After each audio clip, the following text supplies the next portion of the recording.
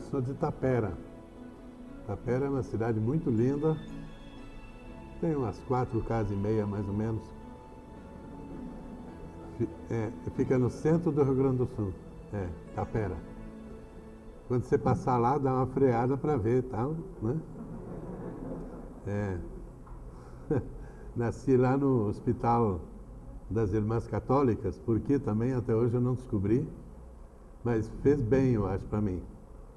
De modo que o ecumenismo já vem do parto. Já nasci assim, na mão de freira. Eu gostei dessa ideia ecumênica, assim, sabe? Eu estudei em São Leopoldo e depois estudei mais um trecho adiante na Alemanha e escrevi um livrinho sobre o direito dos pobres, que está sendo traduzido agora. Talvez no ano que vem esteja pronta a tradução, que é a minha tese doutoral da Alemanha. E fui pastor em Cunha Porã, lá no oeste de Santa Catarina, na divisa com a Argentina, onde eu tinha assim uma mísera quantia de 26 comunidades para acompanhar. Era muito divertido. No ano eu rezei 365 cultos, todo dia um. Eu acho que dá um acesso seguro ao céu isso aí, viu? Eu gostei muito dessa experiência de misturar todo o cristianismo brasileiro num só. É uma confusão que só Deus entende, mas é muito gostoso. E eu espero que todos eles sejam bem luteranos, né? Creiam assim mais ou menos. Para ser luterano não precisa crer de verdade, tem que crer mais ou menos só. Que o resto a obra de Deus faz, de modo que a gente não tem que exigir demais. Eu gostei muito. Quando eu me operei na cabeça, eu tive que sair da igreja, porque eu não enxergo mais suficiente. E desde então eu estou só no Instituto Metodista. Nós estamos formando mestres e doutores lá, um monte de mestres e doutores Brasil lá fora. É uma grande alegria para mim ter tido essa chance de ajudar no Brasil a formação de pessoas que pesquisam Bíblia, pesquisam o Antigo Testamento, o Novo Testamento, principalmente Antigo, onde é o meu chão. Isso para mim é maravilhoso. A gente pode ter 8 orientandos só em São Bernardo, mas eu não sei, a minha contabilidade nunca acerta direito. Então eu estou com 12 no momento, mas o diretor não sabe disso. Então não tem importância. Eu sempre enrolo ele. Então eu digo, a matemática não é meu forte. Eu tentei ensinar uma vez para uma comunidade que 2 mais 2 dá 5. Eles não acreditaram matematicamente, mas na fé eles acreditam. E eu também acho que os números são mais para a fé. Então 2 mais 2 dá 5. Assim, é um número indefinido. Né? Porque a obra de Deus é tão maravilhosa no coração da gente que não segue o critério da matemática. Então, de resto, eu tenho me dedicado ao Antigo Testamento. Agora que eu não posso assim trabalhar muito na rua, mas eu estou escrevendo mesmo. E tem uns quantos livros prontos para vocês comprarem a 7 pila. Pila é linguagem gaúcha, né? R$7. Mas está me faltando dinheiro, eu vou emprestar aqui da faculdade, passar o chapeuzinho aqui, está faltando dinheiro para editar tudo. Mas nós chegamos lá. Então, nosso assunto de hoje, pode ser? Tá bem? Muita alegria de estar com vocês para esse trabalho da faculdade aqui, que é reconhecido em todo o Brasil já. Muitas pessoas falam muito de vocês e falam muito bem de vocês. Aqui em Vitória eu tenho muita alegria.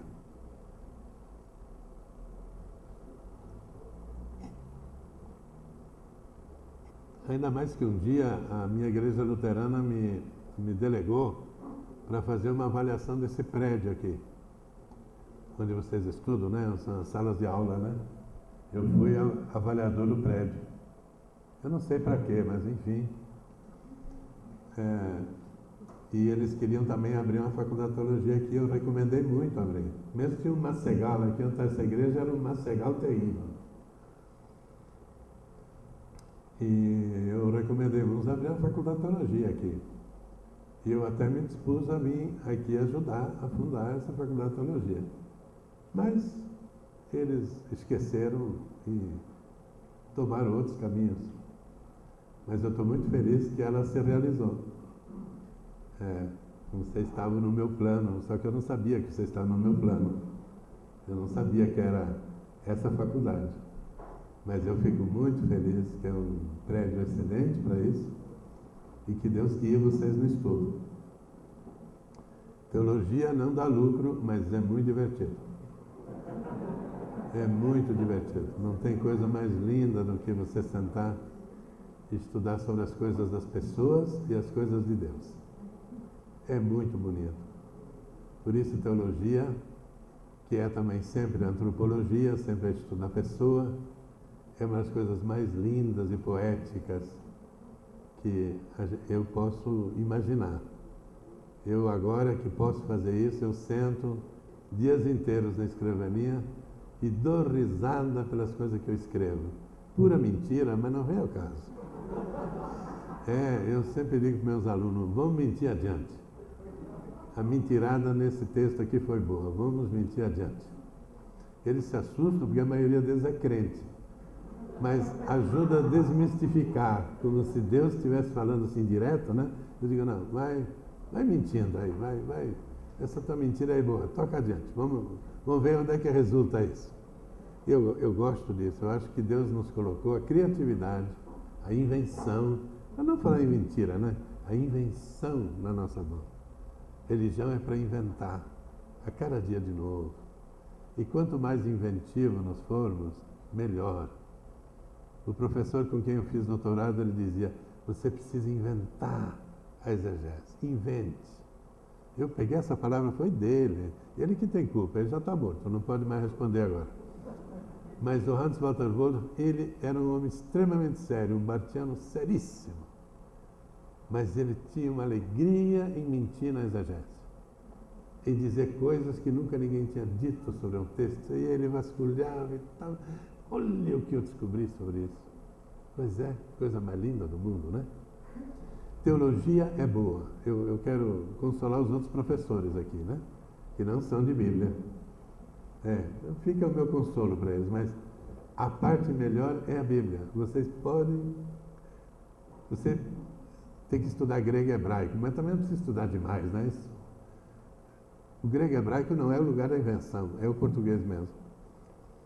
Mas quem tem mais liberdade é quem lida com a Bíblia. Porque ele está na fonte, ele está inventando. Como é que foi mesmo ali com Jesus? Como é que foi mesmo? E a gente inventa. E os outros acreditam que aquilo lá foi histórico. Não, ninguém esteve lá, mas a gente inventa. A gente tem que criar a cena dentro da qual Jesus se movimentou, dentro da qual os personagens e as personagens do Antigo Testamento se movimentaram. Então, exegese, teologia bíblica, são grandes criações. E essas criações é que movimentaram a história da igreja. O que de mais lindo houve na história da igreja foi a leitura bíblica. Com todo respeito, né? Com todo respeito. Calvino e Lutero, que eu digo. Eles nada mais foram do que inventores bíblicos. Leram a Bíblia e inventaram. De novo, tudo que está escrito lá. E nós estamos aqui para inventar de novo. Então, quando você começa a ler a Bíblia e decorar, é porque você não está inventando. Entendeu? Tem que inventar. Tem que reinterpretar, redescobrir, recolocar-se você mesma e você mesmo dentro do texto. E dizer, e se fosse eu que estivesse nessa, o que eu ia fazer? E aí você começa a participar do cenário. Não é um teatro para ver, é um teatro para participar. A Bíblia é teatro em que você está na arena e você luta por um lugar nessa arena. Eu acho isso gostoso. Nada contra os historiadores, mas está tudo pronto já, né? Nada. E os dogmáticos que eu respeito demais, porque eles podem botar a gente num foguinho, sabe? A dogmática sempre tem razão, eu digo, quando ela está presente. Na sua ausência, nós fazemos o que queremos, né? Então, muita alegria na Bíblia, viu, gente? A Bíblia protestante está se abrindo de novo, hein? A Bíblia católica se abriu, muito bonita, e agora está se abrindo a Bíblia protestante. Vamos lá, viu? Para sair do sermão chato, né? Vou inventar a Bíblia. Bom, primeiro ponto, então. Eu vou pegar uma tese do século XIX, porque é assim, quanto mais velho, melhor, né? O vinho, pelo menos, o vinho. Quanto mais velho, melhor. Então, no século XIX, no último ano do século XIX, Hermann Gunkel escreveu um comentário sobre Gênesis. Gunkel era um dos novos especialistas em forma, em estudo de origem de texto bíblico, que até então não tinha sido considerado muito. Era muito mais quem escreveu o texto. Fonte J, fonte E, fonte P, essas javista, eloísta, sacerdotal, tudo isso que eu acredito que nunca existiu, nunca vai existir e jamais houve. É invenção da ciência. Mas eu acho que não existiram essas fontes. Então, Gunkel viu o esgotamento disso e criou uma nova maneira de abordar o texto, que ele classificou assim: a Bíblia é da cultura popular. Isso está escrito no livro dele, Introdução ao Gênesis, magistralmente. Gênesis é da cultura popular. É uma frase linda, eu acho. Merece o prêmio de teologia por essa frase. E ele foi atrás disso. Como ele era filho do seu tempo, ele ainda fez a crítica literária tradicional do javista, do eloísta, do escrito sacerdotal, porque senão também ele não ia ganhar pão na academia e não ia ganhar um lugar de professor. Mas o que ele fazia debaixo do pano, dentro do comentário, era outra coisa. Era que a Bíblia é uma saga, é uma historieta, é um pequeno conto. E esse pequeno conto é popular. Se existia o javista, eloísta ou sacerdotal, para ele tanto fazia. Mas o conto, como tal, é popular. Aí ele seguiu o Martin de Bellius e depois o Bultmann, mas o Bultmann se distanciou desse negócio popular. Ele não era assim muito pelo popular, sabe? Mas o de Bellius era muito pela mesma tendência. Nos anos 20, no Novo Testamento, as historietas são populares. Eu gosto dessa teoria demais. Confesso para vocês, sou vidrado. A Bíblia é um livro popular. Bom, é popular no seu tempo, entendeu? Ela é do jeito do povo do seu tempo, não do nosso tempo. No seu tempo. Com histórias breves, bem curtinhas, né? Bem curtinhas. Você pode quebrar a Bíblia em 1000 pedaços de fragmentos e perícopes e pedaços. Aí você tem realmente a Bíblia diante de você. Não é um livro contínuo, para você ler de um lado até o outro. Não dá. Tem quebras no meio, não tem continuidade. Cai lá algum texto, nem as cartas de Paulo não tem continuidade. Ele tem um capítulo sobre um assunto, outro capítulo sobre outro assunto. Pelo menos ele podia ter escrito um negócio assim mais sério, né? Porque afinal, um grande pensador. Mas não, ele imitou direitinho o sermão. Cada capítulo é um sermão, é um assunto próprio, específico. E dentro do mesmo capítulo tem vários assuntos. Os evangelistas, então, são todos fragmentados em pequenos assuntos, pequenas anedotas, se a gente diz isso literariamente, pequenas historietas sobre Jesus. Não é contínuo aquilo. Às vezes parece contínuo porque diz, e de manhã Jesus saiu, e de tarde, mas é um chavão. É só para você ter uma variação, né? Na hora da leitura, Isaías foi de tarde e outros foi de manhã, mas ninguém sabe se foi de manhã ou de tarde. Isso é só um link que cria entre uma história e a outra, para não ficar totalmente isolado. esses muitos contos contados um atrás do outro. Mas quem conta conto desse jeito? É o povão. Um conta uma historinha na roda dos amigos, outro conta outra historinha. É como se fosse uma sessão de piada. Cada um inventa uma piadinha, conta, fica quieto agora sou eu. Aí vem o outro e conta outra piadinha. Se é muito comprida, leva a baia. Tem que ser rápido, curto e rasteiro. Né? E uma emenda na outra. Às vezes até o tema emenda. Tem um que conta do papagaio, outro já, eu sei outra de papagaio. E vai emendando. Vai emendando. Assim é a moda nordestina, né? A moda da tradição nordestina de criar literatura. Esse é o modo popular de fazer. Lá no Rio Grande do Sul, os cantadores populares fazem assim. Quando eles fazem um desafio, um faz uma estrofe e o final da estrofe é repetida pelo outro cantador e ele vai emendando adiante, vai emendando. Deram o que deu, né? Deram o que deu. Dá o que deu. Portanto, são fragmentos de cultura que nós temos na Bíblia. Nós não temos um livro. Mesmo se você pega o livro de Provérbios, isso não é um livro. Isso é um emendado de pequenos provérbios. Você pega um livro do Salmo, não é livro isso. É um salmo, outro salmo, outro salmo, outro salmo. Às vezes o salmo é grande, porque alguém que sabia ler e escrever meteu a mão no meio, né? Nós temos os salmos de subida a Jerusalém, 120 a 134. Todos eles têm mais ou menos 6 versículos. Uns pouquinho mais, outros pouquinho menos. Por que 6 versículos? O que cabe facilmente na memória. Você está caminhando para Jerusalém, todo mundo anarfa, pai, mãe, avô, todo mundo analfabeto, e alguém vai ensinando o cantoril. O caminho fica mais tranquilo.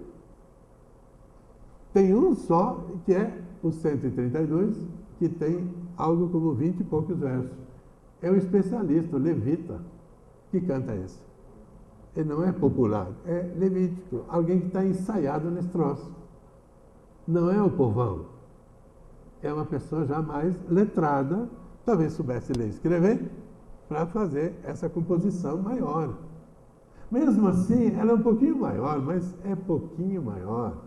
20 versículos cabe na cabeça da gente. Mesmo ele sendo um intelectual, esse levita que fez, o 132, ele não fez as avessas da tradição popular. É assim o Magnificat, é assim o Benedictus, e são assim os textos da Bíblia. Nos falta é uma história contínua. Nós temos só fragmentariedade. E o Gunkel disse, essas sagas, ele usa o conceito da saga, ele estudou lá linguística da Noruega. Essa palavra, eu não gosto muito dessa palavra porque no português não soa muito bem. Nós não usamos ela muito. Esse tipo de pequena literatura é do mundo analfabeto, do mundo simples. É daí que vem a Bíblia. Você, ao ler a Bíblia, você lê um analfabeto. O Amós, o Jesus, desculpe. Se até, em duas passagens até diz que ele escrevia e lia, mas é meio pouco, né? Esse mundo de analfabeto. Esse mundo que não sabe escrever direito. Paulo não sabia escrever direito. Na carta aos Gálatas ele pede desculpas, que ele vai assinar do próprio punho, que a caligrafia dele é muito ruim. Ele não sabe nem assinar direito. Ele sabe pensar, não sabe escrever. Pensar e escrever são das coisas absolutamente distintas. Muitos reis eram anarfa. Era outro mundo. O mundo depois da Revolução Francesa é da plena alfabetização.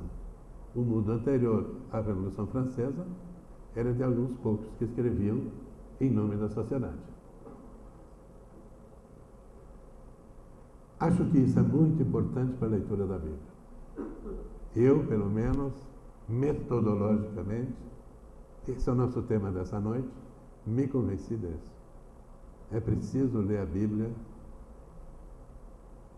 colocando-se na mão de um analfabeto, de uma geração, de uma tropa de analfabetos, que tiveram as suas pessoas especializadas em escrita, mas que pensaram a escritura em pequenos fragmentos de pensamento, emendados.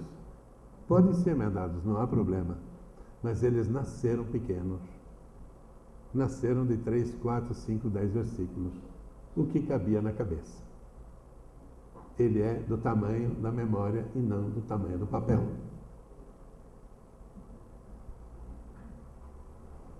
Já por isso o fundamentalismo é um grande problema, porque ele pensa a Bíblia escrita. Ele pensa a origem da Bíblia como um processo escriturístico. Mas isso é um equívoco. Isso é uma tese do século XIX para XX, quando o mundo da alfabetização entrou na nossa cultura. E é o normal que deveria ter sido já no século XIX para XX, e é o normal para hoje. Eu não sou contra isso, mas a Bíblia precede a isso. A Bíblia realmente precede. Não é por acaso que na Igreja Católica ela não era usada como Bíblia, como escrito. Era usada como desenho, como caminho até Jesus nas paredes das igrejas, nos vitrais, porque a Bíblia desenhada era mais compreendida pelo povão do que a Bíblia lida. E quando era ela lida, eu me lembro de Pedro Valdo, 1200, São Francisco de Assis, por exemplo, também nunca leu uma Bíblia, né? Vocês não levam a mal, né? Mas não leu Bíblia. Até ele achava que isso não precisava. Pedro Valdo é do mesmo período. Eles não tinham a Bíblia, porque era tão caro que isso não podia ter. Eles tinham uma folha assim, sabe? Para enrolar um pãozinho junto também, logo, né? E nessa folha estava escrito, de um e de outro lado, estavam escritos os textos da Bíblia. As bem-aventuranças. Pedro Valdo tinha uma edição das bem-aventuranças junto com ele. Ele amava sobremodo, provavelmente também São Francisco. Ele não tinha Bíblia. Por quê? Porque não tinha ainda condições de ter a Escritura. 1500 anos o cristianismo viveu sem Bíblia impressa. A Bíblia impressa é recente, é um novo movimento, muito bom, graças a Deus. Mas ela teve outros modos de transmissão. Por isso, o fundamentalismo é típico representante de uma era da leitura bíblica. Não da leitura bíblica, de um momento. De um momento como o nosso agora, que cada qual pode olhar. Então, ainda o profeta Jeremias, só para não deixar passar o Jeremias, imagina, o Jeremias era filho de sacerdote. Bom, vamos dizer que é filho de pastor, então, tá? Não confundir aí. Esse problema aí que está o Papa e a Igreja Católica aí, está uma confusão danada, né? Então, é filho de pastor, né? Esse Jeremias, filho de pastor de Anatote, esse menino não era alfabetizado, tadinho. Não era alfabetizado. Olha, é filho, né? A gente assim supõe que ele é descendente de Abiatar, aquele que Salomão expulsou para Anatote. Porque lá no texto de Jeremias 1 diz que ele é descendente de sacerdote. Tadinho era analfa. Aí ele teve que achar um escriba na rua em Jerusalém, o Baruque, e pediu para ele, ó, você escreve o que eu te ditar. Então ele tinha bela memória aqui, né? A cacholinha dele, nota 10. Mas é segundo as leis da memória. Ele ditou para o Baruque, aí o Joaquim mandou queimar, aí ele ditou de novo para o Baruque. Então o texto que é da mão dele não é da mão dele, é da mão do Baruque. Lógico que eu espero que o Baruque também só escrevia o que o Jeremias ditava, mas eu tenho minhas dúvidas sobre isso aí, não é? Eu tenho minhas dúvidas. Na Escola Superior de Teologia em São Leopoldo, um tempo eu fui editor dos manuscritos de professores, assim para os alunos ter acesso, né? Aí eu pedi para uma aluna minha, dizer, ó, você copia esse texto aqui, por favor, para a gente passar nos stencil naquele tempo, sabe? Isso aí foi logo depois sabe, da criação do mundo, foi isso aí, né? Os stencil. Então ela copiou aquilo e eu li o texto antes de, né, a correção, né, para ver se está tudo certinho. Aí, em vários lugares eu pensei, mas não é possível que esse professor disse isso. Aí eu fui falar com ele, eu disse, isso aqui é você que falou isso aí?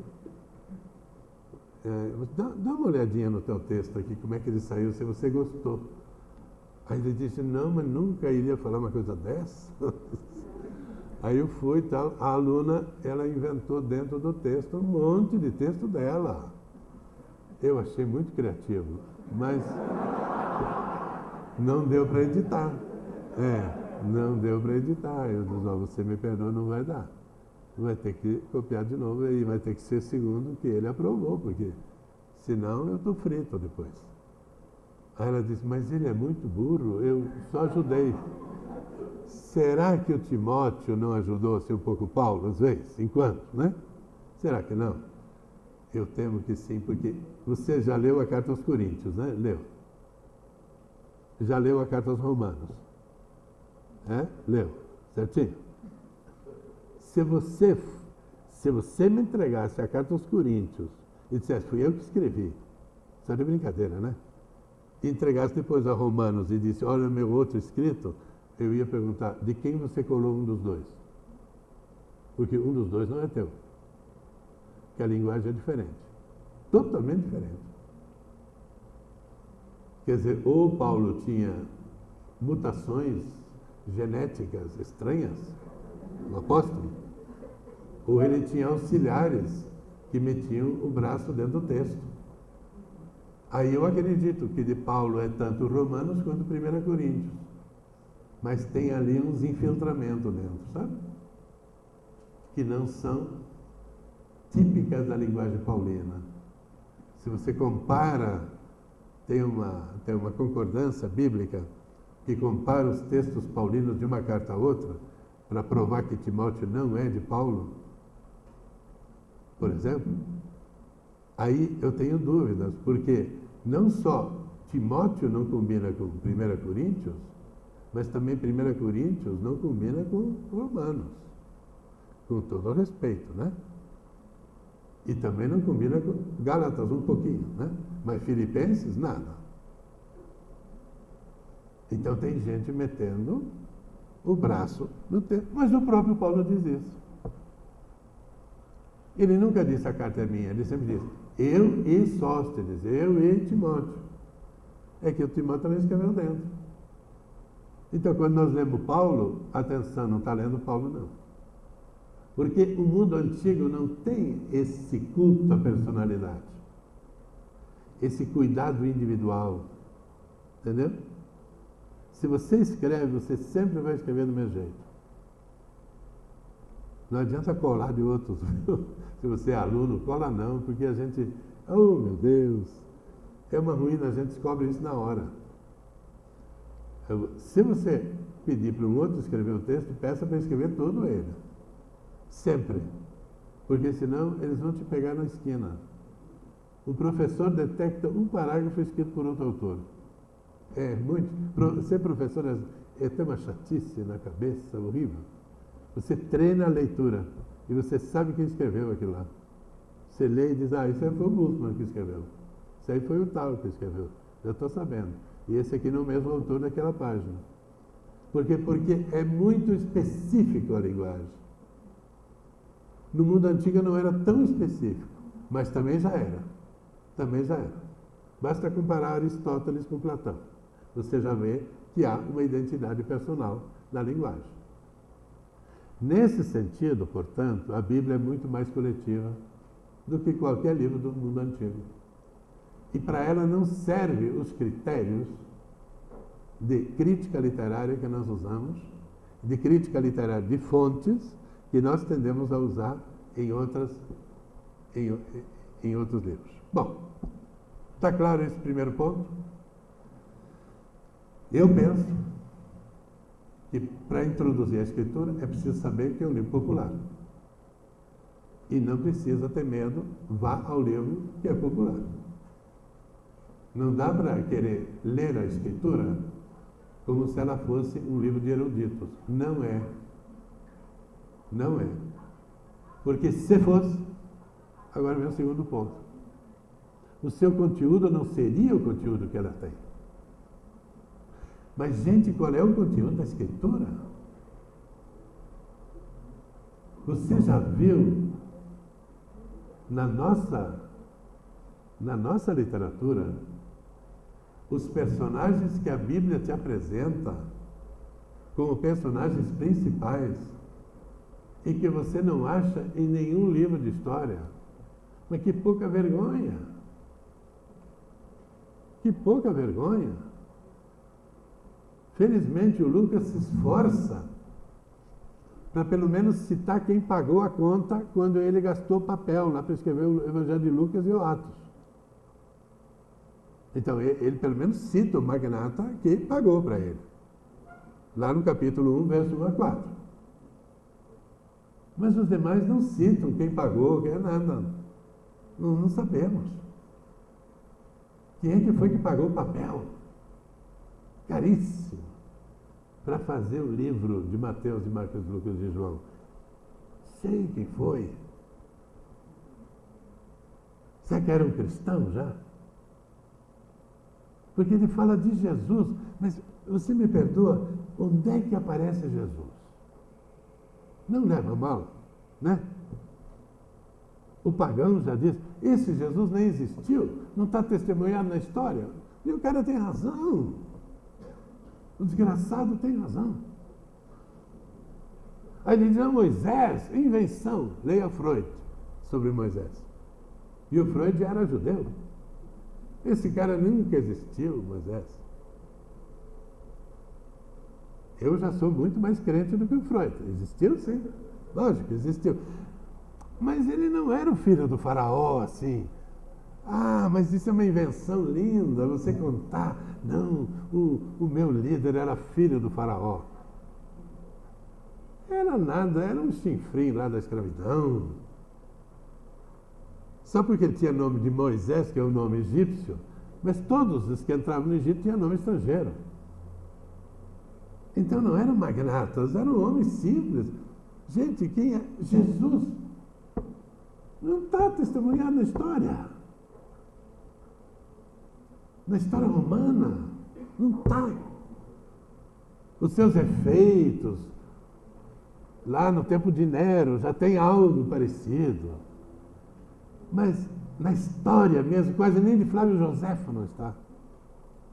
Portanto, eu acho que aqui nós temos que nos distanciar de história e de história. Tem uma história dos magnatas e tem uma história dos pobretão. Nos pobretão não aparecem os magnatas. E nos magnatas não aparecem os pobretão. Não aparece. A Bíblia é uma contravenção. Ela conta a história dos pobretões. Do jeito que ela pode. Em pequenas memórias. Então você acha que Maria era alguém de alguma classe? Desculpe. Ela diz no Magnífico, eu sou uma humilhada. O Almeida ainda traduz humilde, mas é que o Almeida tem boa vontade com Maria. Afinal, ela é padre, né? Então ele diz, a humilhada, não é humilhada, não é humilde serva, é a humilhada escrava, não é nem serva. É humilhada escrava, ela se diz. Mas nós vamos discutir com a Maria de que ela não era uma humilhada escrava? Eu acho que é melhor nós aceitarmos isso que está no Magnífica. Ela era chamada de vagabunda. É desse mundo da vagabundagem que vem a Escritura. O sumo sacerdote de Belém ouviu o Amós falar de que o reino ia ser demolido. Ele disse, ô cara, ó, pica daí, some, senão eles vão te pegar. Eu estou só te dando um conselho bom. Eu gosto de ti, porque você tem uma cara bonitinha, viu? Mas de resto, não presta não. Mandou ele embora. O que você faz com o Amós? Você manda embora. Porque ele era colhedor de sicômoro, ele era vaqueiro e boiadeiro. Ele tinha meia dúzia de profissão, não cabia no livro do NPS lá da Previdência Social. Cabia lá dentro tudo. Tanto da profissão que tinha, ele fazia bico a toda hora. Não sabia ler e escrever e está falando lá Pois é isso que é o milagre da Bíblia. Esse líder operário, do pastoreio e de outras, do trabalho sazonal, de boia fria, entrou na Bíblia, com a Maria, humilhada escrava. Entrou na Bíblia. Presta para nada. Presta para nada. Se você escuta o apóstolo Paulo, como ele foi delicadamente comentado por seus amigos e inimigos, olha pela santa paciência. Em 2 Coríntios, ele teve muita paciência com os inimigos dele, porque chamaram ele de tudo. Se ele diz para os outros, vocês são cães, em Filipenses, é porque eles diziam um palavrão pior para ele. Está registrado na Bíblia, chamou os adversários dele de cachorro, porque ele deve ter chamado ele de outra coisa. Portanto, nós temos pessoas perseguidas, presas em cativeiro. Nós não estamos diante da nobreza, da fina flor. Em 1 Coríntios ele diz, Deus escolheu as coisas humildes, pobres da vida. E esses são os escritores da Escritura. A Escritura é má companhia. Não sai por aí domingo de manhã com a Bíblia debaixo do braço assim. Faz isso não, viu? Porque se eles descobrirem que livro você tem debaixo aí, se soubessem que livro... Se você soubesse que livro você tem debaixo do braço, um livro fedido do suor das pessoas, da perseguição, da matança dos pobres, você não poria debaixo do braço. Você diria, oh meu Deus, o troço aí está pingando sangue ainda. É disso que falam os salmos. Eles matavam o cabra. Salmo 22. Por que me abandonaste? Até Deus abandona. E a turma vai em torno da cama dele. Bem feito que você pegou essa febre aí. Tomara que morra logo, seu desgraçado. Salmo 22. Deve ter sido muito delicado com esse cara. Deve ter ficado feliz. Tadinho. A metade dos salmos são sofrimento, sofrimento, sofrimento, sofrimento. Aí vem Jó depois, sofrimento, sofrimento, sofrimento, sofrimento. Não dá para aguentar. Nem Deus não aguenta. Nem Deus não aguenta o sofrimento de Eclesiastes, de Jó, dos salmos, não aguenta. É demais. E Cristo gritando na cruz, por que me abandonaste? Isso é gente fina, pobre, miserento, traído, perseguido, morto. Eu estive na prisão onde diz que em Roma estava Paulo e Pedro. Mas olha que muquifo desgraçado. As nossas ainda são luxo. No dia que você for a Roma, não olhe para nada em Roma, porque tudo é feio lá, viu? Desculpe. O Vaticano não, é muito bonito. Mas o resto está muito feio, viu? Fica no Brasil, que é mais lindo aqui. Os caras, eu digo para eles, não acreditam, né? É o pior. Então, nesse muquifo que eles meteram, o Paulo lá, realmente, o cara no meio da água não tinha condições mesmo. Tadinho dele. É lá que ele passou a vida, escrevendo carta para nós sobre a fé, no meio da cadeia, com os pés inchados de água. Me cita um cara legal na Bíblia, me cita um magnata que contribuiu, me cita um. Se não foi a história dos pobres. Eu não estou agora falando para vocês ideologicamente, estou falando historicamente. Estou falando historicamente. Para nós, esses personagens, Oséias, Jeremias, Isaías, eram maravilhosos, são maravilhosos. É encanto de vida o que eles nos transmitem. Mas a vida que eles levaram era de cachorro. O Isaías nasceu na corte em Jerusalém. Era gente fina, professor, teacher, de pós-graduação, entendeu? Aqui formado pela faculdade e tal, tudo certinho. Da nobreza jerusalemitana. Casado com uma senhora profetisa. O sogro do rei, ele tirava um papo com ele. O rei, ele falava olho no olho. Quando se tornou profeta de Javé, de Deus, ele foi para o quinto dos infernos. Meteram ele no quinto dos infernos. Ele teve só mais amizade de 5 criancinhas que ele anunciou o nascimento delas, o Shiar e a Shup, o Emanuel e os outros, e diz, e uns discípulos. Deve ter sido uns caras meio malucos lá que não entendiam ele direito, seguiram ele junto, só. O resto, ele perdeu tudo. O maior literato da Bíblia é Isaías. E foi humilhado, esculhambado. A tradição diz que Manassés mandou matá-lo para liquidar com essa podreira. Então, mesmo que alguém nasceu em berço de ouro, como Isaías, ele morreu na estrebaria.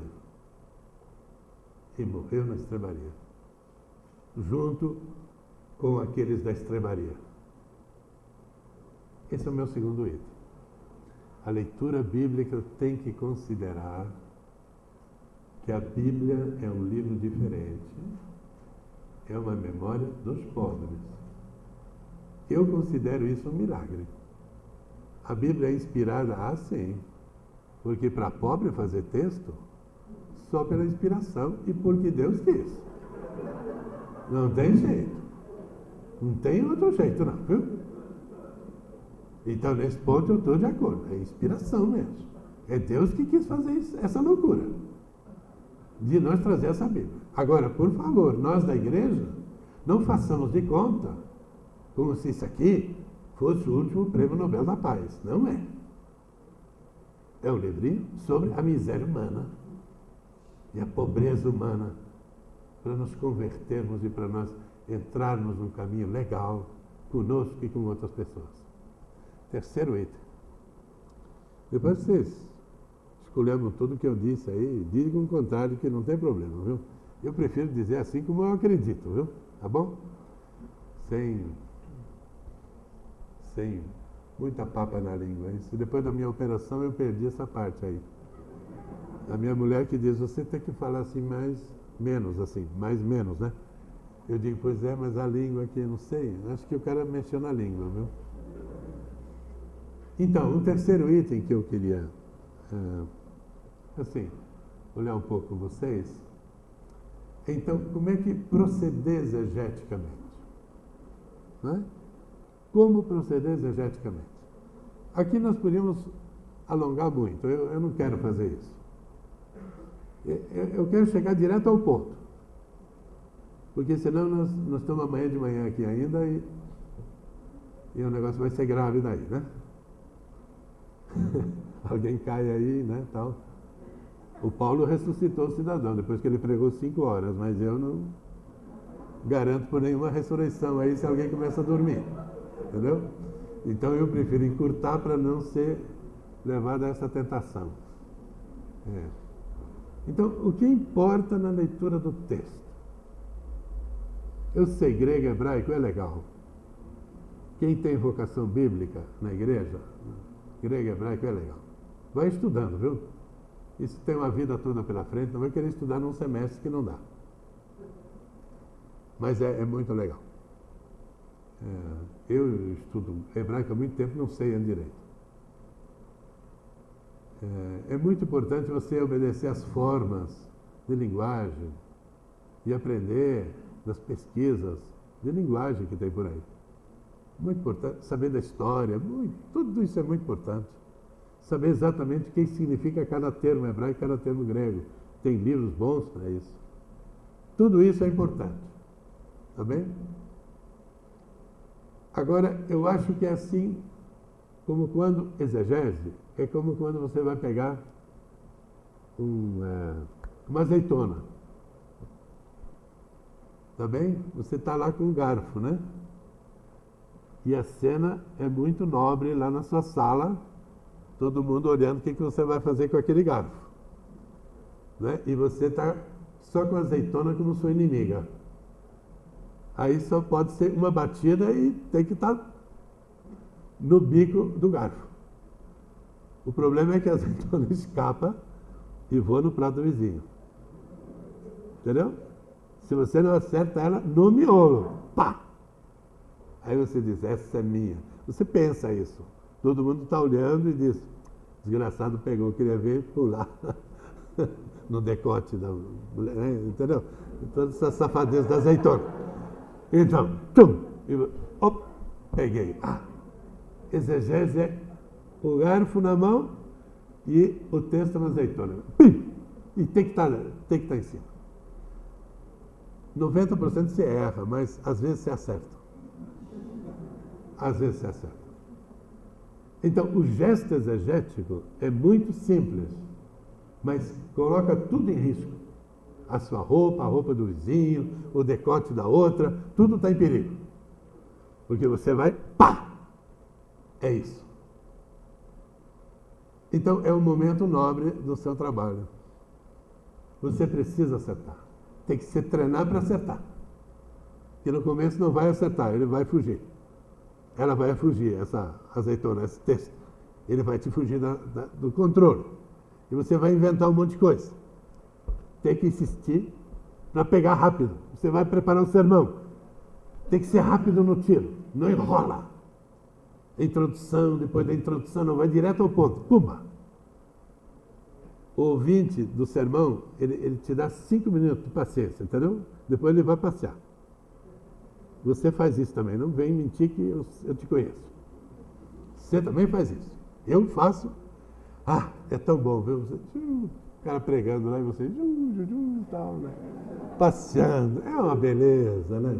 É uma beleza. Aqui em Santa Maria de Jetibá, um sociólogo fez uma pesquisa junto aos agricultores. Qual é a parte que eles mais gostam do culto? Naturalmente, são luteranos, sermão. Aí perguntou, para que é o sermão bom para ti? Aí ele disse, é bom para descansar.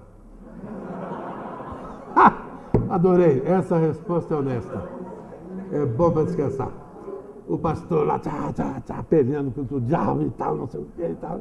E o cara ali, tranquilo, pensando no programa da tarde, no futebol, não sei o quê. E não vem comigo que você não faz isso. Não vem que não tem. Porque você não é tão diferente de mim. É que nem a minha sogra, quando ela chega no almoço e diz, hoje o sermão foi extraordinariamente bom. A minha sogra é mineira e mineiro gosta de mentir um pouco, né? Você sabe isso. Poxa, mas eu não tive lá. De que mesmo que o pastor falou? Mas foi ótimo, foi tão bom. Meu Deus, serviu para mim. Mas eu não sei de que ele falou, Marina. O que assim ele falou, assim, mais ou menos assim? Olha, ele começou a falar do reino de Deus. Bom, ótimo, nossa. Para não falar do reino de Deus. E falou de Jesus também. Falou também de Jesus, de Deus, do reino de Deus. Ótimo. Eu já vi que você foi passear de novo. Eu acho lindo assim. Mas eu não fui passear. Escutei tudo. Tudo até 3 minutos, né? Depois você foi embora. Então, acertar a azeitona nos 3 minutos. Tem que estar claro. Daí deixa o cidadão passear. Ele passeia 5 minutos, aí ele cansa também do passeio dele. Aí você dá um grito, aquele grito de passeio. Tal, aí ele vem de novo. Mas então, essa questão de acertar o ponto, né? O ponto do texto. E você ter coragem para isso. Você que é leiga, é leigo, é pastor, não enrola. Acerta o ponto, porque isso você tem em comum com o leigo. Como é que você acha o ponto? Né? Eu acho. Como é que você encontra o ponto do texto? Lá vai meu palpite. Agora, aí, eu sei. Eu falando, você pode ter outro ponto. Onde eu acho que você tem que ir rápido. Na leitura bíblica, pá, segura ali. Né? O protestante na leitura bíblica, ele segura em cada versículo. Cada versículo, não, joga os versículos fora, isso não precisa. Desde quando precisa versículo? Isso não precisa. Isso é um equívoco da Idade Média. O importante é que você... O ponto, qual é? Você tem que botar na sua cabeça isso. Tá. Arrisca, expressa.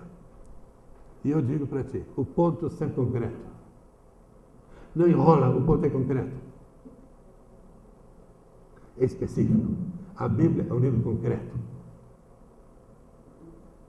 Os discípulos de Emaús saem com Jesus e contam da Páscoa, da crucificação, e Jesus conta para eles, tal e tal. Reconhece Jesus? Não. Estão lendo a Bíblia, não reconhecem Jesus. Onde é que eles reconhecem Jesus? Quando Jesus fala para eles, e eles perguntam para Jesus sobre a ressurreição, sobre a morte na cruz. Não, não entende ele. Mas como os bestas não entendem? Estavam lá em Jerusalém, não entendem? Onde eles entendem? Quando Jesus toma o pão e a comida, dá graças a Deus e parte o pão. Aí ele, é Jesus. Quando se começa a comer, é Jesus. É preciso comer para entender que é Jesus. A igreja de Constantino matou a fé, porque não come. É uma igreja sem comida, pois matou a fé. A fé vive pela comida.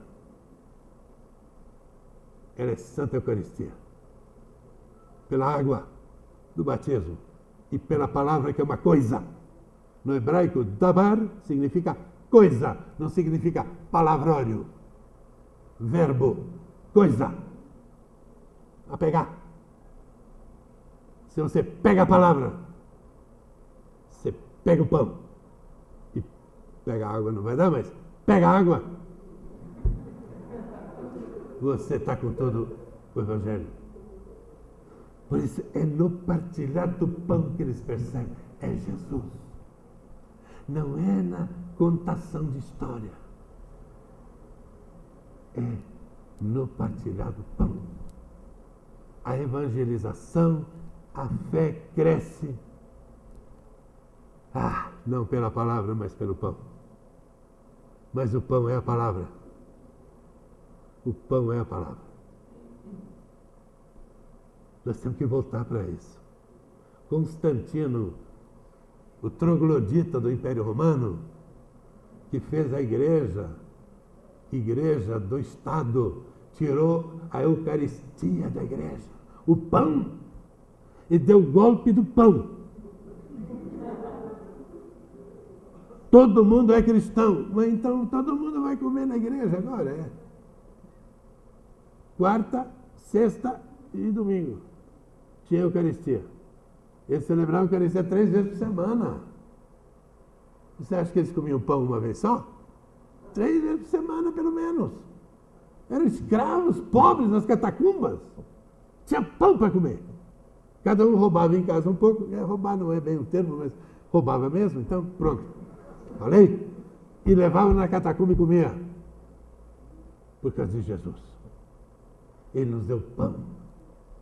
5.000, 10.000. Ele é o pão da vida. Mas o pão da vida não é assim, eteriamente. É pão, vai meter na boca. Era comida do Mediterrâneo. 90%, diz um autor, Klaus Berger, sobre a época de Jesus, 90% do alimento na Palestina era pão. 90%. Por isso, dá-nos o pão nosso de cada dia. E Ele nos dá eucaristicamente. Sem Eucaristia, a igreja não tem futuro. Mas eu estou querendo dizer, a Eucaristia que todo mundo pode comer. Nós temos que inventar comida para nós e para todo o bairro. Nós temos que voltar para a Eucaristia. Sem Eucaristia não há evangelização. Você tem que converter o coração do cara na porrada moralista. Faz isso não. E o cara vai virar cristão só porque ele tomou um copo de vinho contigo. É tão mais gostoso. E é vinho porque Jesus deu. Pode ser suco também, não tem problema.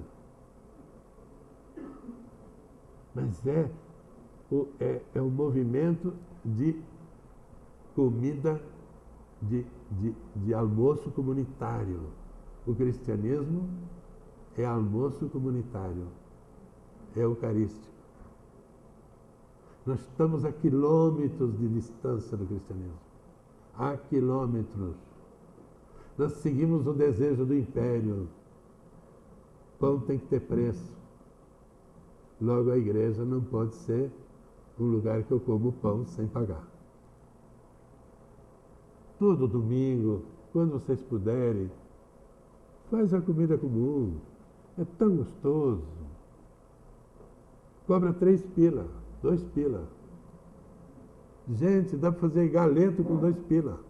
E dá lucro. É verdade. É verdade. E tem que só ser picanha. Que frescura é essa? Podemos comer simples. Podemos comer simples, barato, todo mundo pode pagar. Reunir as famílias. Eu era pastor em Cunhaporã, era 3 pila o almoço. Eu já exagerei um pouco. Enchia. A turma trazia filho, bisneto, neto, tataraneto, vô, avô, todo mundo. Era uma peregrinação para comer na igreja. Ninguém precisava fazer o almoço. Um grupo fazia o resto e cada um pagava 3 pilinhas. Que coisa deliciosa! Eu saí, a primeira coisa que eles fizeram é subir para 15. Supostamente para ganhar mais lucro, sem vergonha. Não, é para excluir os pobres, lógico. E eu sou cego, mas eu não sou besta. É só para os pobres não poderem comer junto com os ricos, porque eles fedem. Eles fedem. Eles não têm aquele sabonete que devia ter. Os ricos, mas deixa os ricos ir embora, deixa eles ir. Eles igual vão, Deus não quer isso. Deus ama os pobres. É preciso arriscar na igreja, reinventar a Eucaristia. Sem Eucaristia, não há leitura bíblica. Vá pelo concreto. Saiu um semeador a semear. É um outro texto. Como é que eu explico esse texto? Foi um dos textos na minha vida, bem no começo, quando eu fui ser professor de teologia, eu pensei, eu tenho que mostrar para os alunos como é que a gente lê a Bíblia.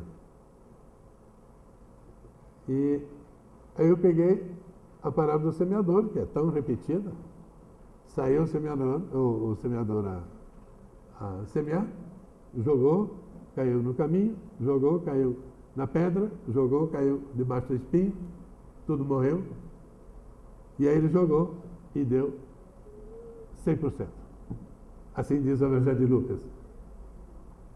Marcos, que era mais agricultor, ele dizia deu 30, deu 60, deu 100, porque cada grão dá uma quantia diferente. Mas Lucas resumiu e disse deu 100%. Quem tem ouvidos para ouvir, ouça. O concreto. Qual é o concreto? O concreto é a semente, que vai dar em 100% de sementes, vai dar sacos e sacos de trigo. É uma parábola.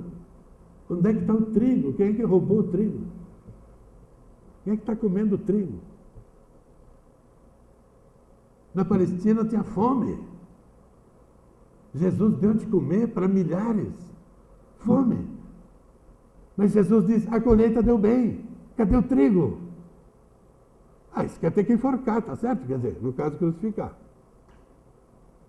Ele mexeu na economia central. Cadê a nossa comida? Em Cesareia, Filipe é que exportava para Roma, fez fazer jogos na arena em Roma, os desgraçados imperadores. Esse cara tem que matar. Isso não é uma parábola etérea. Ai, que lindo. Então, de nada dá alguma coisa. Gente, não é assim de nada dá alguma coisa. Pode ser que as tuas coisas de nada não dão em nada, porque não tem nada a ver com a justiça. Jesus diz, o que tem a ver com a justiça? Que é a comida, dá. Pronto. Acabou. Tem comida bastante. E tem mesmo. E tem mesmo. No Brasil tem mesmo. Tem demais comida. Todo mundo tem que poder comer. Que país é esse? Colhemos, colhemos e colhemos e fome, fome, fome, fome. Que baderna é essa? Tem que ser assim? Não, não precisa. Nós já temos programas agora que mostram que não é preciso. Isso tem que ser mais aprofundado. A fome é safadeza. Nada mais do que isso. Safadeza. Você tem que pregar isso domingo. Pregue isso domingo. Não vem enrolar. O burguesinho não... Mas o burguesinho... Bom, não falei. Você tem que pregar, ele está no Evangelho. Ele é concreto. Enrola, enrola, enrola. Para de enrolar. A maior parte do sermão é enrolação. Para dizer o que não está na Bíblia. Diga o que está na Bíblia. 100%. Esse 100% é para as bocas do povo de Jesus. Acabou. Depois vão vender o que sobra. É muito fácil ler a Bíblia. Você tem que ir no ponto concreto. The concrete point.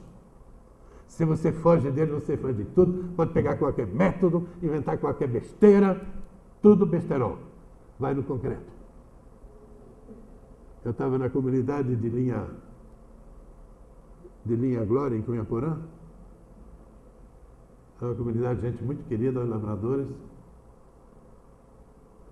Era o mês de maio. Um dos textos era a Torre de Babel, por causa de Pentecostes.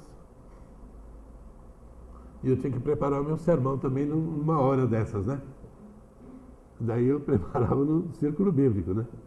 Para escutar o pessoal como é que eles queriam que eu pregasse.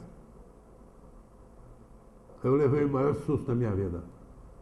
Naquela paróquia foi o maior susto da minha vida. Nós lemos e os agricultores disseram, pastor, essa aí é fácil, né? Essa charada aí eu já matei. Mas o que é fácil aqui nesse texto? Eu já estava matutando uma semana. Ele disse, isso aí é muito fácil, né? Que Deus não gosta dos poderosos, dos que têm muita terra, lidam muito com máquina, Deus não gosta. Ué, como é que você tirou isso da Torre de Babel? Mas está claro, gostou? Você não vê? Agora que tem seca, esse pessoal que mete o trator na roça, derruba tudo, põe calcário e seca a terra. Se não chove, oeste Santa Catarina, não chove em pouco tempo, tudo seca. A soja dele morreu tudo. O senhor já viu o nosso soja? Tudo bonitinho, né? Por quê? Nós plantamos com bodoque no meio das pedras. Eles riam, né? Dizendo, como é que o senhor planta ali em cima? Eu planto com arma. Pem, pem, pem. Né? Eu ponho soja dentro da arma e dá tiro, sabe? Brincadeira. Porque ele não conseguia subir aquele peral lá que eles tinham. Nessas nossas encostas aqui, tem muita pedra. A pedra segura a umidade e lá está bonito a nossa soja. E nós não metemos nem calcário, nem nada. Deus não gosta do calcário e nem do latifundiário. Eu disse, olha, eu concordo contigo, mas eu não sei onde é que está no texto, isso aí eu não entendi direito. Aí eles foram evangelizando o pastorzinho, meu tadinho, ele é besta, ele estudou, é doutor, sem vergonha, e sabe nada. Aí eles me ensinaram. Não, meu pastor, aqui, ó, ele não parou de construir a cidade. Está vendo? A cidade é besteira, porque não faz nada. E torre? Que torre é essa aí? Isso aí deve ser torre de quartel, isso aí. Eles só estão lá para se defender. Está vendo? Isso não dá nada. E depois vende calcário para nós. Mata também. Eles são mestres da mata. Esse é o banco, ele tem que proteger com torre, com máquina e com calcário. E nós estamos fritos. Nós temos que plantar do nosso jeito. Nós temos que ser alternativa. Eu fiquei besta, porque para mim a Torre de Babel sempre tinha sido a história do orgulho humano. Eu queria fazer um sermãozinho lá na casa daquele lavrador contra o orgulho humano. O que Deus não quer é o teu orgulho. É um besterol tremendo que eu ia pregar. Um grande besterol. O que o pobre precisa? Ter orgulho. Fala contra o orgulho, não. Pobre sem orgulho já é um verme. Sem orgulho, então, ele não é mais, é bosta nenhuma. Ensina orgulho pro pobre. Cara, mas você sabe fazer um feijão como nunca vi. Que coisa mais linda. Eu comi galinhada lá no oeste de Santa Catarina, que era intragável de comer, mas eu sempre disse, essa é a melhor galinhada do mundo. Ah, não pode. A pessoa não vai aprender, o que ela não aprendeu, vai aprender. Porque não é fácil você fazer uma galinhada por ano, não tem outras galinhas. E ainda vem um pastor e critica, que pouca vergonha. O orgulho é besteira. O orgulho não faz mal para ninguém. Isso é vã teologia luterana até, vã teologia luterana. Eu acho que de outros também é. O que é péssima teologia? É concentrar o poder no banco, concentrar o poder nas armas da Torre de Babel e lutar e matar os outros. Isso é péssimo. Aprendi deles. Dá nome aos bois. Não deixa assim genericamente. A teologia é pela existência. Eu tive na terra de Bultmann, agora estudei lá um pouco. Não é pela existência, é pela barriguinha. A teologia é pela barriguinha. Vai lá com a tua existência um dia para tu ver o que dá. Você vai dizer, pelo amor de Deus, me dá um pão. Que a minha existência é o pão. Aí eu fiz um estudo sobre Gênesis 1 a 11, eu li todos os exegetas que tem no mundo, até 1981, e escrevi um artigo de 40 páginas, afinal eu sou acadêmico, né? E provei para mim que a Torre de Babel não é contra o orgulho. Ela não é contra o orgulho. Ela é contra a concentração dos milicos e do poder capital. É contra. Cada um vá para sua língua, para a sua aldeia e sobreviva com muita alegria. Com muita alegria. Falando a sua língua, cantando seu canto. Não precisa todo mundo macaquear a Rede Globo. Não precisa. Então, o texto precisa da concretude. Entendeu? A igreja foge do concreto como o diabo da cruz. Não fuja do concreto. Fique no concreto. Específico. Naquilo que é o grande tema. E não escape daí. E leia por esse viés. É a minha sugestão. Hermenêutica, exegética. Você pode ler a Bíblia de muitas maneiras. E eu não sou contra nenhuma, todas elas contribuem. Mas eu ia te dizer, não enrola, vá no ponto concreto. Cidade é o quê? Torre é o quê? Entendeu? Trigo plantado e colhido é o quê? O cântico da Maria é o quê? Vá no ponto concreto. Isso eu não preciso nem explicar nos profetas, que é tão evidente. A ruína da teologia é que ela não quer ser concreta. Essa é a ruína da teologia. E a beleza da teologia é a sua concretude, é a sua especificidade, que nos ajuda a crer, que nos ajuda a crer. Ela é um livro espiritual. Mas o que quer dizer que a Bíblia é um livro espiritual? Eu estou numa cruzada sobre isso e eu queria terminar com essa observação. Quer dizer, um livro espiritual no Brasil, em que nós somos tudo mais ou menos espírita, né? Mas assim, mais ou menos, né? Basta ligar a Rede Globo, você já vira espírita, né? Todos nós esquecemos da miséria brasileira, olhando um andar acima. Um andar acima. A Rede Globo tem essa função. A igreja tem a função de meter o nosso nariz no porão da humanidade. Essa é a função da igreja. Se a igreja não fizer isso, ela não é de Cristo Jesus, o crucificado. Não é. Ele não é do crucificado. O Espírito está amarrado à cruz. Por isso, Mateus diz, felizes os pobres, e no grego diz, to pneumati, perdão. To pneumati. Não diz tohoi tu pneumati. Aí você traduziria, pobres de espírito. Aí estaria correto, pobres de espírito. Se tivesse escrito no texto original, nessa sequência. Então, o tu seria um genitivo. Um genitivo de tochos, de pobre. Então, seria o pobre de espírito. O pobre de espírito, eu acho que é o cara que é um pouco tantã da cabeça, né? Não liga bem. É meio variado assim, sabe? É um pobre... A cabeça não está muito segura mais, né? Mas não é isso que diz o evangelista. O evangelista diz, é pobre to pneumati. É um dativo. No capítulo 5. Logo no 4, é a cena em que Jesus é tentado. Então diz, o Espírito tomou e levou ao deserto. Então, que Espírito é esse? É o